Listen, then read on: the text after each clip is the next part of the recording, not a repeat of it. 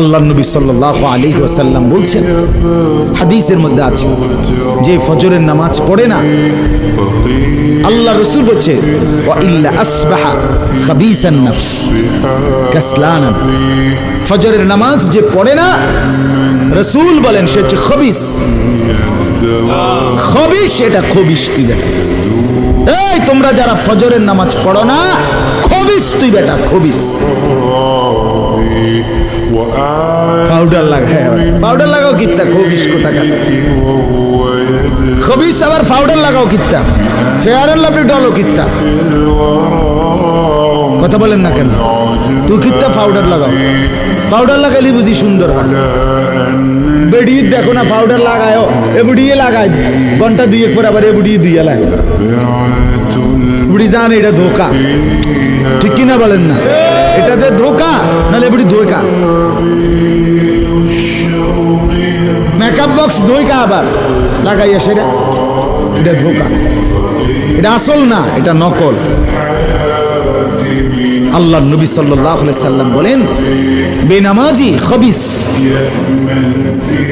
আর নবীজি হাদিসে আছে, বাথরুমে ঢুকতে, পেশাব পায়খানায় ঢুকতে নবীজি খবিস থেকে পানাহ চাইতেন, দোয়া করতেন। তো এই দোয়ার অর্থ কি? আল্লাহ আমি খবিস থেকে কি চাই? পানাহ চাই।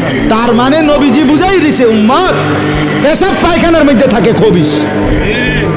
খবিসের ঠিকানা কোথায়? Bathroom, bathroom, toilet. আল্লাহুম্মা ইন্নী আউযু বিকা মিনাল খুবুসি ওয়াল খাবায়। আল্লাহ খবিস থেকে পানাহ চাই। বাথরুমে ঢুকতে পারবে বেনামাজি খবিস। এই খবিসের ঠিকানা টয়লেট, নাপাক,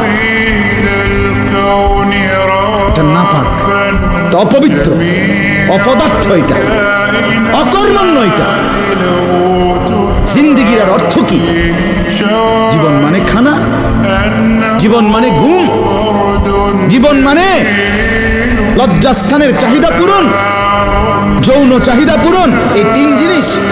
তাহলে কুকুরের সাথে, বিড়ালের সাথে, গরু ছাগলের সাথে তফাৎ কি? ওই প্রাণীগুলোও তো খানা, ঘুম এবং যৌন চাহিদা পূরণ করে কিনা? কথা বলেন না কেন? কুকুরের ছাও আছে কিনা? তো কুকুর বিড়াল খায় কিনা? কুকুর বিড়াল ঘুমায় কিনা? তো তোমার সাথে তফাৎ কি? বেনামাজি বলে সেজদা নাই যার কপালে।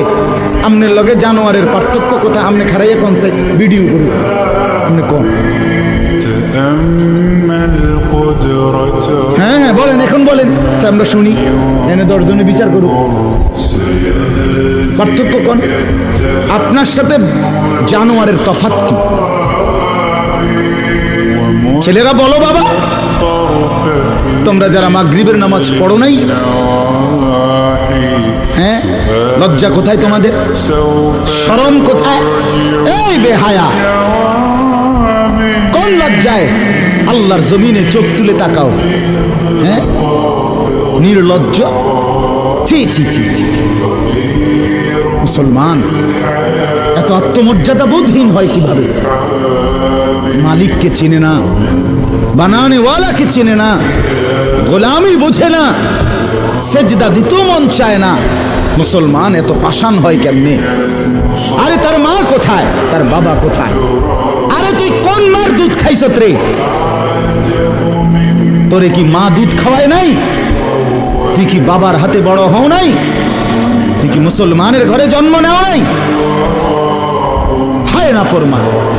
মা বাপ গুলোকে বললাম, কি ফুতেরে মা আমনে দুধ খাওয়াইলেন? এই অপদার্থ তো সেজদাও দেয় না।